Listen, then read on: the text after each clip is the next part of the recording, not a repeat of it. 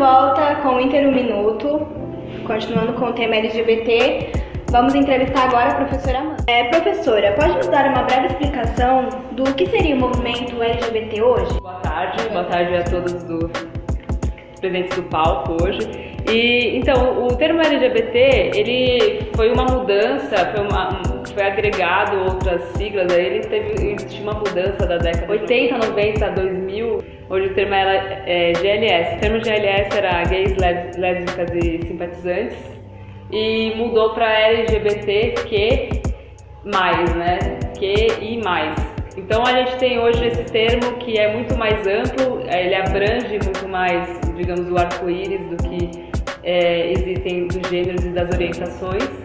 E ele colocou o L na frente também, entendendo o pioneirismo de colocar a mulher na frente nesse espaço, já que é um espaço que é marginalizado na relação heteronormativa, né? Então, se a gente tem essa relação heteronormativa que tem essa coisa do sexismo e do machismo, o termo LGBT, ele tira a relação machista do que tinha no GLS e coloca a mulher lésbica na frente do termo, né? Além disso, a gente tem a inclusão do transexual, do travesti e do transgênero também no termo, do queer e do intersexual. E tem um mais, que abrangeria muito mais, e o bissexual, que às vezes as pessoas elas têm muito preconceito também com essa sigla, né? E mantendo o gay dentro da sigla, que já é muito mais ampla, e também ela traz muito mais um perfil de diversidade dentro da sigla e uma relação política de luta, né? Eu acho que esse termo ele mudou para melhor, para poder abranger todas as questões que estão envolvendo a causa hoje, digamos, a causa hoje. O que a mídia pode fazer pelo movimento atualmente, você como especialista? Eu acho assim que a mídia já mudou muito na relação do que eu falo, do que a mídia, desde a década de 50, quando a televisão está aqui, ou na época do rádio, a gente nem pode, a relação dessas mídias mais tradicionais aqui no Brasil, ela mudou bastante, mas ainda não é perfeito, não é tudo que a gente precisa. A gente tem várias relações de mídia. A gente pode falar que existe uma mídia narrativa, uma mídia de fantasia, né, que são as novelas, as generalidades da TV. A gente tem a mídia jornalística, né? A mídia jornalística, ela depende do canal, é tratado como ainda uma relação marginal. Por exemplo, a gente tem no Brasil hoje, em 2018, foram 420 transgêneros, travestis e transexuais foram assassinados no Brasil. É o país que mais mata esse público, né, no mundo todo.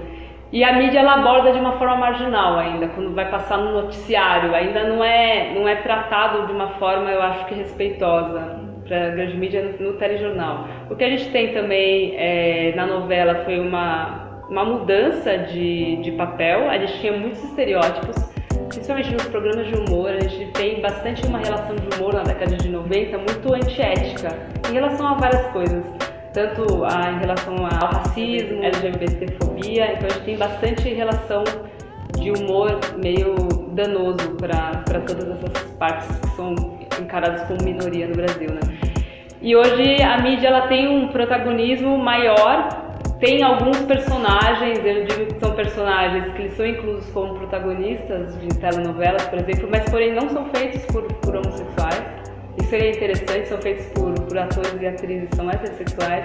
Até a transgênero que apareceu na última novela, ela era uma atriz heterossexual que foi se transformando, né, ao longo da novela. Então a gente tem essa não inclusão dessa forma. A gente parou um pouco essa relação de humor, do humor ser assim, que vai ante a maré dessa nova mídia, né? São duas coisas. Uma que a exploração do poder econômico desse LGBT na novela. Então ele sempre tem um poder aquisitivo diferente para poder se assumir como. Então quando a gente vê um papel mais periférico do LGBT nas novelas, a gente vê uma coisa mais estereotipada. Então isso não existe uma inclusão. Eu acho que essa inclusão ela está vindo pelo YouTube, ela está vindo por outras relações, ela está vindo por essa frente política de drag queen que está rolando no Brasil, que eu acho maravilhosa, que é uma frente de afirmação, é uma frente do tipo, estou aqui, estou aparecendo. Você pode perceber que as músicas às vezes não trazem temas políticos, mas são músicas de afrontamento, são músicas que elas garantem a autoestima daquela pessoa que não está sendo inclusa na grande mídia, né? Então a gente tem Glória Groover, Pablo Vittar, Aretusa, a gente tem muitas outras drags que pelo YouTube, através dos shows delas, das músicas delas, incluem outros públicos. Isso é muito legal.